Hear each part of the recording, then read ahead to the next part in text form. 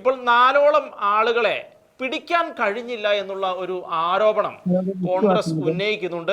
അപ്പോൾ ഇന്ത്യൻ സൈന്യം തെരച്ചിൽ നടത്തുന്നുണ്ട്. നമുക്കറിയാം, നേരത്തെ തന്നെ യുദ്ധം തുടങ്ങുന്നതിന് മുൻപ് തന്നെ ഏകദേശം 2800ഓളം ആളുകളെ പിടിക്കുന്ന സാഹചര്യം ഉണ്ടായിരുന്നു, കസ്റ്റഡിയിൽ എടുക്കുന്ന സാഹചര്യം ഉണ്ടായിരുന്നു, നിരവധി പേരെ ചോദ്യം ചെയ്യുന്ന സാഹചര്യമുണ്ട്. അതുപോലെ തന്നെ സൈന്യം എൻകൗണ്ടർ നടത്തി പലരെയും വധിക്കുന്ന സാഹചര്യമുണ്ട്. പക്ഷേ ഈ 4 പേരുടെ കാര്യത്തിൽ ഉള്ള ഒരു ആരോപണം കോൺഗ്രസ് ഇപ്പോൾ ഉന്നയിക്കുന്നുണ്ട്.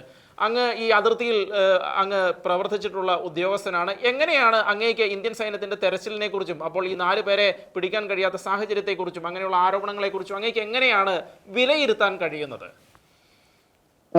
4 പേരെ പിടിക്കാൻ കഴിഞ്ഞിട്ടില്ല എന്നുള്ള ആരോപണത്തില് ഒരുപാട് ഘടകങ്ങളുണ്ട് അതിനകത്ത്. ഒന്നാമത്തെ കാര്യം, നമ്മൾ ഈ ആരോപണം ഉന്നയിക്കുക എന്ന് പറഞ്ഞു കഴിഞ്ഞാൽ ആരെ കൊണ്ടും ആർക്കെതിരെയും എങ്ങനെ വേണമെങ്കിലും ആരോപണം ഉന്നയിക്കുക എന്നുള്ളത് വളരെ എളുപ്പമുള്ള ഒരു പരിപാടിയാണ്. അത് വലിയ ബുദ്ധിമുട്ടൊന്നുമില്ല. പക്ഷെ നമ്മൾ ആക്ച്വലി ആ ജമ്മു ആൻഡ് കാശ്മീരിലെ ആ ടെറൈൻ എന്താണ്, അതിന്റെ പ്രത്യേകതകൾ എന്തൊക്കെയാണ് എന്നൊക്കെ കൂടെ മനസ്സിലാക്കിയിട്ട് വേണം ഈ ചോദ്യങ്ങൾ ചോദിക്കാനായിട്ട്. ചോദ്യം ചോദിക്കുന്നതിൽ തെറ്റൊന്നുമില്ല. അപ്പൊ ഞാൻ അതിന്റെ സത്യാവസ്ഥ പറഞ്ഞുതരാം. ഒന്നാമത്തെ കാര്യം, ജമ്മു കാശ്മീരിലെ ആ മലനിരകൾ എന്ന് പറഞ്ഞു കഴിഞ്ഞാൽ നമുക്കറിയാം ഹിമാലയ മലനിരകളുമായിട്ട് ബന്ധപ്പെട്ട് കിടക്കുന്നതാണ്. അപ്പൊ നമ്മുടെ ഇവിടെ ഒരു വയനാടൻ കുന്നുകളിൽ വളരെ സിമ്പിളായിട്ട് ഞാൻ പറയാം. വയനാടൻ കുന്നുകളിൽ പിന്നെ 70കളിലും ഒക്കെ ആയിട്ട് ഈ നക്സലിസത്തിന്റെ സാന്നിധ്യം വളരെ ശക്തമായിട്ടുണ്ടായിരുന്നു. ഇപ്പോഴും ഉണ്ട് അവിടെ. അന്നത്തെ കാലത്ത് ഒരു പിന്നെ വർഗീസ് ഇങ്ങനെയുള്ള കുറെ നക്സൽസ് ഉണ്ടായിരുന്നു. അവരെയൊക്കെ എത്രയോ, വർഗീസിനെ കൊന്നു നമ്മൾ, അത് കഴിഞ്ഞ് അജിതയൊക്കെ വന്ന് കീഴടങ്ങുമായിരുന്നു. എത്രയോ വർഷങ്ങൾ അവിടെ ഉണ്ടായിരുന്നു. അപ്പൊ ആ ചെറിയ ചെറിയ വയനാട് കുന്നുകൾ എന്ന് പറഞ്ഞാൽ നമ്മൾ മറ്റുള്ളതായിട്ട് കമ്പയർ ചെയ്യുമ്പോൾ തീരെ ചെറുതാണ്. അവിടെ പോലും കണ്ടുപിടിക്കാനായിട്ട് നമുക്ക് സാധിച്ചിട്ടില്ല. അതുപോലെ നമ്മുടെ ചമ്പൽക്കാളുകളിലെ കൊള്ളക്കാര്, അത് ഈ പറയുന്ന പോലെ വലിയൊരു പ്രദേശമല്ല. പിന്നെ വയനാടിനെ പോലെ തന്നെ ഉള്ളതാണെങ്കിൽ കാശ്മീരായിട്ട് കമ്പയർ ചെയ്യുമ്പോൾ ഒന്നുമില്ല. നമുക്ക് അവിടെ ഭൂലൻ ദേവി പോലെയുള്ള ആളുകൾ അവസാനം വന്ന് കീഴടങ്ങി അവർ രാഷ്ട്രീയത്തിൽ കയറി വരുന്ന സാഹചര്യമൊക്കെ ഉണ്ട്. ആർക്കും കണ്ടുപിടിക്കാനോ ഒന്നും സാധിച്ചിട്ടില്ല. ഇതിലൊക്കെ ദുർഘടമാണ് കാശ്മീരിലെ. ഒന്നാമത്തെ കാര്യം എന്ന് പറഞ്ഞാൽ ഇവിടുത്തെ കാലാവസ്ഥ. രണ്ടാമത്തേത്, ഇടതൂർന്ന് തിങ്ങി നിൽക്കുന്ന മരങ്ങളും വനങ്ങളും കുഴികളും ഗർത്തങ്ങളും മലകളും എല്ലാം ഉള്ള ഒരു ഭൂപ്രദേശം. അവിടെ നമുക്ക് കാണാനൊക്കില്ല. അതായത് ഒരു പക്ഷേ ഒരു 10 മീറ്റർ അപ്പുറത്ത് നിൽക്കുന്ന ഒരു വ്യക്തിയെ നമുക്ക് കാണാൻ പറ്റാത്ത ഒരു അവസ്ഥയാണ് കാശ്മീരിലെ ഒരു ഭൂപ്രദേശം. ഇതിനൊക്കെ പുറമെ ഇവർ നുഴഞ്ഞു കയറി വരിക എന്ന് പറഞ്ഞാൽ നേരെ അതിർത്തിയിൽ വന്നിട്ട് അവിടുന്ന് എടുത്തൊരു ചാട്ടം ചാടി ഇങ്ങോട്ട് വരുന്ന പോലെയല്ല. ഇപ്പൊ ബംഗ്ലാദേശിൽ നിന്ന് ക്രോസ് ചെയ്ത് വരുന്ന പോലെയല്ല. ഇവരെന്ത് ചെയ്യുന്ന വെച്ച് കഴിഞ്ഞാൽ അങ്ങനെ സാധിക്കത്തില്ല. അത്രയധികം സീൽഡാണ്. വലിയ വലിയ തുരങ്കങ്ങൾ, ഹമാസിന്റെ ഒക്കെ ഒരു സ്ട്രാറ്റജി അത്. വലിയ വലിയ തുരങ്കങ്ങൾ ഉണ്ടാക്കിയിട്ട് അതിന്റെ ഒരു ഓപ്പണിംഗ് ഇവിടെ വെക്കും. അതെങ്കിലും ആൾക്കാരെ ശ്രദ്ധിക്കാത്ത രീതിയിൽ വനത്തിന്റെ നടുവിൽ എവിടെയെങ്കിലും വല്ല മരത്തിന്റെ ചോട്ടിലോ അങ്ങനെയുള്ള സ്ഥലങ്ങളിലേക്കൊക്കെ ചെറിയ ഓപ്പണിംഗ് ആയിട്ട് വെച്ചിട്ട്, അപ്പൊ ഇവർക്ക് കൃത്യമായിട്ട് അറിയാം ഇത്. നമ്മുടെ സൈന്യങ്ങളുടെ തെരച്ചിലൊക്കെ ഒരുപാട് തുരങ്കങ്ങൾ കാണുന്നുണ്ട്, നമ്മൾ നശിപ്പിക്കുന്നുണ്ട് എന്ന് പറഞ്ഞു കഴിഞ്ഞാലും അത് പിന്നെയും പിന്നെയും നമ്മൾ കാണുന്നുണ്ട്, പിന്നെയും പിന്നെയും നശിപ്പിക്കുന്നുണ്ട്. അപ്പം അത്രയധികം തുരങ്കങ്ങൾ അവിടെ നിന്ന് കുഴിച്ച് കുഴിച്ച് കുഴിച്ച് ഭൂമിയുടെ അടിയിൽ കൂടെ ഉണ്ടാക്കി വെച്ചിട്ടുണ്ട്. അപ്പൊ ഇവർ രക്ഷപ്പെട്ടോ അതോ ഇല്ലയോ ഒളിച്ചിരിക്കുവാണ്. പിന്നെ വേറൊരു കാര്യം, തീവ്രവാദികൾ എന്ന് പറഞ്ഞു കഴിഞ്ഞാൽ ISI ആണ് അവരെ ട്രെയിൻ ചെയ്യുന്നത്. ശരിക്കുമുള്ള മിലിറ്ററി ട്രെയിനിങ് ആണ് അവർക്ക് കൊടുക്കുന്നത്. അപ്പൊ ഏറ്റവും ദുർഘടമായ കാശ്മീരിലെ പോലെയുള്ള സാഹചര്യങ്ങളിലും ഇവർക്ക് സർവൈവ് ചെയ്യാനായിട്ട് സാധിക്കും. ദിവസങ്ങളോളം സർവൈവ് ചെയ്യാൻ സാധിക്കും. അത് ഒരു വഴി. അപ്പൊ അങ്ങനെ കാട്ടിൽ ഒളിച്ചിരിക്കാം. അതല്ല എന്നുണ്ടെങ്കിൽ വളരെ നിസ്സാരമായിട്ട് പറയും. ഇപ്പൊ ഈ വഖഫിന്റെ ഒരു പ്രശ്നം തന്നെ നമ്മുടെ ഇവിടെ, എത്ര പേർക്ക് ഇത് ഓപ്പണായിട്ട് സംസാരിക്കാനുള്ള ധൈര്യം ഉണ്ടെന്ന് കേരളത്തിൽ? മനുഷ്യർക്ക് പേടിയല്ലേ? CAA പ്രശ്നം വന്നപ്പോൾ നമ്മൾ കണ്ടു, NRCയുടെ പ്രശ്നം വന്നപ്പോൾ നമ്മൾ കണ്ടു, വഖഫിന്റെ പ്രശ്നം വരുന്നു. ഈ കൊച്ചു കേരളത്തില് ഇവിടെ വലിയ തീവ്രവാദി പ്രശ്നങ്ങളും ഇല്ല, യാതൊന്നും ഇല്ലാത്ത ഒരു സ്ഥലത്തായിട്ട് പോലും തുറന്ന് ഇതിനെക്കുറിച്ച് സംസാരിക്കാൻ ധൈര്യമുള്ള കുറച്ച് ആളുകളെ ഉള്ളൂ. അപ്പൊ ജമ്മു കാശ്മീർ പോലെയുള്ള ഒരു സ്ഥലത്തെ അവസ്ഥ നമ്മൾ മനസ്സിലാക്കണം. അവിടുത്തെ സാധാരണ ജനങ്ങള് ഇവരെ കുറിച്ച് വിവരം അറിയാമെന്ന് പറഞ്ഞാൽ, ഇപ്പൊ ഇവരുടെ കുറിച്ചുള്ള ഇൻഫർമേഷൻ കിട്ടുന്നതിന് 20 ലക്ഷം രൂപ വരെ പാരിതോഷികം സർക്കാർ പ്രഖ്യാപിച്ചിട്ടുണ്ട്.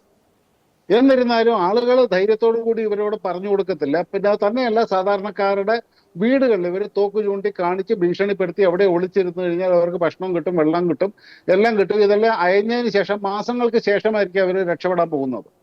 അപ്പൊ അങ്ങനെ ഒരു സാഹചര്യത്തിൽ സൈന്യത്തിന് ഓരോ വീട്ടിലും കയറി അരിച്ച് പറക്കാനായിട്ട് പറ്റും ഒരു സംസ്ഥാനം മുഴുവനായിട്ട്? വളരെ സിമ്പിൾ ആയിട്ടൊരു ക്വസ്റ്റ്യൻ. ഇതിന്റെ അത് എല്ലാവർക്കും മനസ്സിലാകുന്ന രീതിയിൽ എത്ര 10-45 വർഷമോ 50 വർഷമൊക്കെ ആയില്ലേ ഒരു സുകുമാരക്കുറുപ്പിനെ കുറിച്ച് നമ്മൾ കേൾക്കാൻ തുടങ്ങിയിട്ട്? ആ സുകുമാരക്കുറുപ്പിനെ ഇതുവരെ പിടിച്ചോ? എവിടെയാണെന്ന് എന്തെങ്കിലും ഊഹമുണ്ടോ? അപ്പൊ പലരും പല അഭ്യൂഹങ്ങളും പറയുന്നുണ്ട്. അപ്പൊ ഒരു നിസ്സാരനായ ഒരു സാധാരണ കൊലയാളിയായിട്ടുള്ള ഒരു സുകുമാരക്കുറുപ്പിനെ പോലും നമുക്ക് പിടിക്കാൻ സാധിച്ചിട്ടില്ല എന്ന് പറയുമ്പോൾ, ഇവർ വെൽ ട്രെയിൻഡ് ആയിട്ടുള്ള ഇത്രയധികം ഇതായിട്ടുള്ള തീവ്രവാദികൾ, അവരുടെ കയ്യിൽ അതുപോലെയുള്ള ആയുധങ്ങളുണ്ട്. പിന്നെ അവർക്ക് ലോക്കൽ സപ്പോർട്ട് ഉണ്ടല്ലോ. 100% കാശ്മീരികളും ഇന്ത്യയോടൊപ്പമാണ് എന്ന് പറയുന്നതിൽ അർത്ഥമൊന്നുമില്ല. കാരണം ലോക്കൽ സപ്പോർട്ട് കിട്ടിയതായിട്ട് ഇപ്പൊ തന്നെ ഈ ഒരു കേസിൽ തന്നെ ലോക്കൽ സപ്പോർട്ട് കിട്ടിയിട്ടുണ്ടെന്നുള്ളത് പല രീതിയിലും വിളിച്ചത് വരുന്നുണ്ട്. നമ്മൾ അത് ആധികാരികമായിട്ട് പറയുകയല്ല എന്നുണ്ടെങ്കിലും ലോക്കൽ സപ്പോർട്ട് ഉണ്ട്. അപ്പൊ അതില്ലാതെ ഇവർക്ക് ഒരു കാരണവശാലും അവിടെ പിടിച്ചു നിൽക്കാൻ സാധിക്കില്ല. അപ്പൊ ഈ ഒരു സാഹചര്യത്തിൽ എന്തുകൊണ്ട് പിടിക്കുന്നില്ല എന്നുള്ള ചോദ്യത്തിന് പ്രസക്തിയില്ല. ഇതിപ്പോ കുറച്ച് ദിവസങ്ങളെ ആയിട്ടുള്ളൂ. തീർച്ചയായിട്ടും ഒന്നുകിൽ ഇവർ വധിക്കപ്പെടും. ഇപ്പൊ അവിടെ തന്നെ ഒരു മലയാളി ഇപ്പൊ അവിടുത്തെ കാട്ടിൽ വധിക്കപ്പെട്ടല്ലോ. ഇനി ഞാൻ വേറൊരു കാര്യം കൂടി ചോദിക്കട്ടെ, ഈ 4 പേരെയും വധിച്ചു കഴിഞ്ഞു സൈന്യം, പക്ഷെ അത് പുറത്തു വിടാത്തതാണെങ്കിലോ? കാരണം മിലിറ്ററിയുടെ സ്ട്രാറ്റജി എന്ന് പറഞ്ഞാൽ എല്ലാ കാര്യമൊന്നും വിളിച്ച് പറയില്ല അവർ.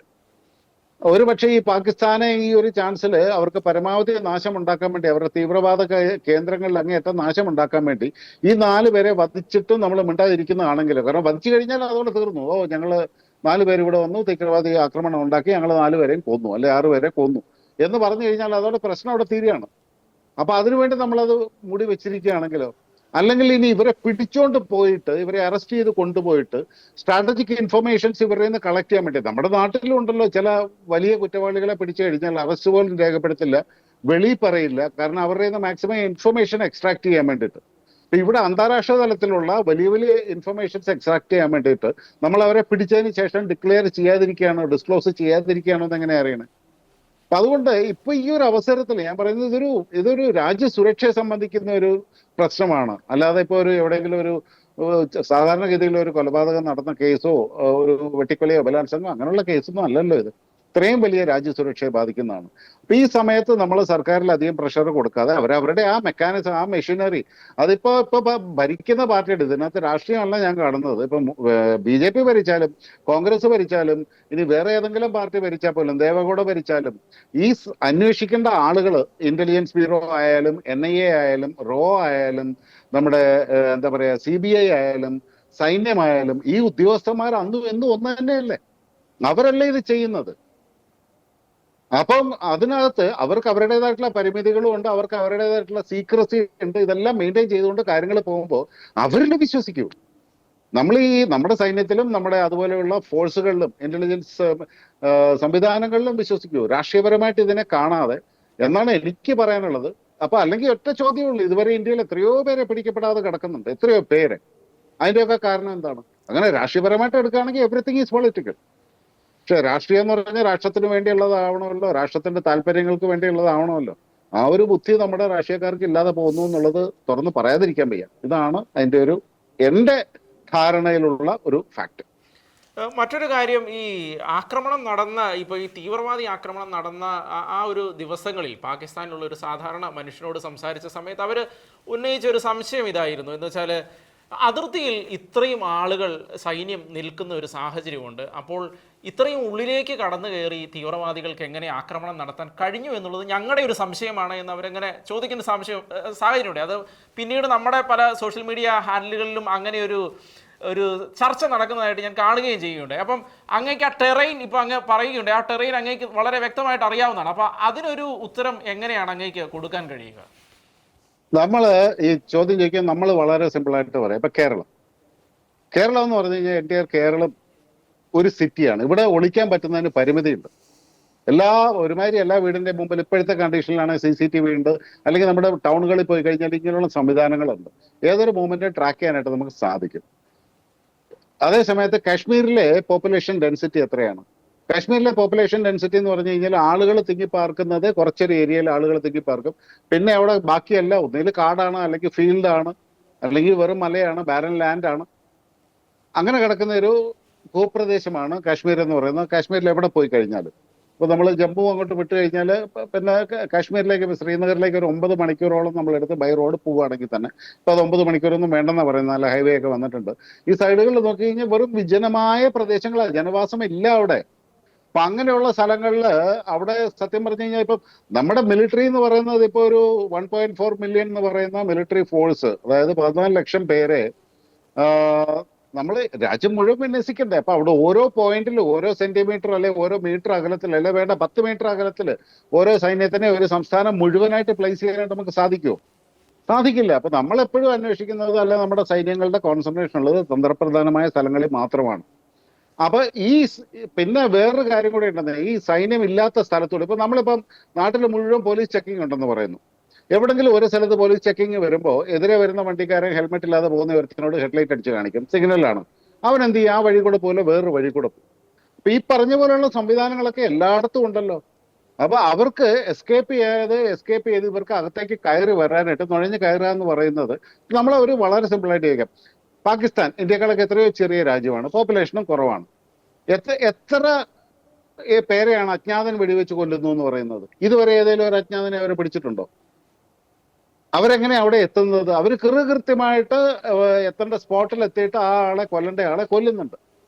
അപ്പൊ ഇത് ഈ പറഞ്ഞ പോലെ നമുക്ക് ഓരോ വ്യക്തികളെയും പരിശോധിച്ചതിന് ശേഷം മാത്രം ഓരോ പോയിന്റിൽ നിന്നും ഓരോ പോയിന്റിലേക്കും കടത്തി വിടുക എന്ന് പറയുന്നത് സംഭവിക്കുന്ന കാര്യമാണ്. ഇപ്പൊ എവിടെ നമ്മുടെ കേരളത്തിലാണെങ്കിലും ഇപ്പം ഓരോരോ വിഷയങ്ങൾ എടുക്കുമ്പോൾ നമുക്ക് കാണാം, അങ്ങനെ ഓരോ വ്യക്തികളെയും പൂർണ്ണമായിട്ടും ചെക്ക് ചെയ്തിട്ട് കടത്തി വിടുക എന്ന് പറയുന്നത് നടക്കുന്ന കാര്യമല്ല. പിന്നെ ജനാധിപത്യ രാഷ്ട്രമാണ്, പ്രത്യേകിച്ച് ഇന്ത്യയിലെ പോലെയുള്ള ഒരു ജനാധിപത്യം എന്ന് പറയുമ്പോൾ ഇവിടെ രാഷ്ട്രീയക്കാർക്ക് വലിയൊരു എന്താ പറയാ ഒരു പവർ തന്നെയുണ്ട്.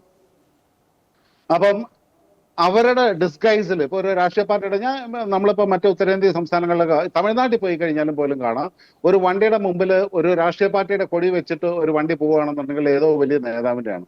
അവിടെ അവരോട് പോലീസും ചോദിക്കില്ല, ആരും ചോദിക്കില്ല. അങ്ങനത്തെ ഒരു സംവിധാനമാണ് എന്ന് പറയുന്നത് പോലെയുള്ള ലൂപ്പ് ഹോൾസ് നമ്മുടെ കൾച്ചറിൽ തന്നെ ഉണ്ട്.